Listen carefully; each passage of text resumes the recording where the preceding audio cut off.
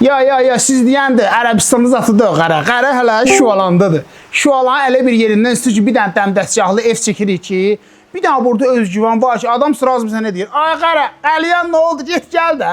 O belə bir yerdədir qara.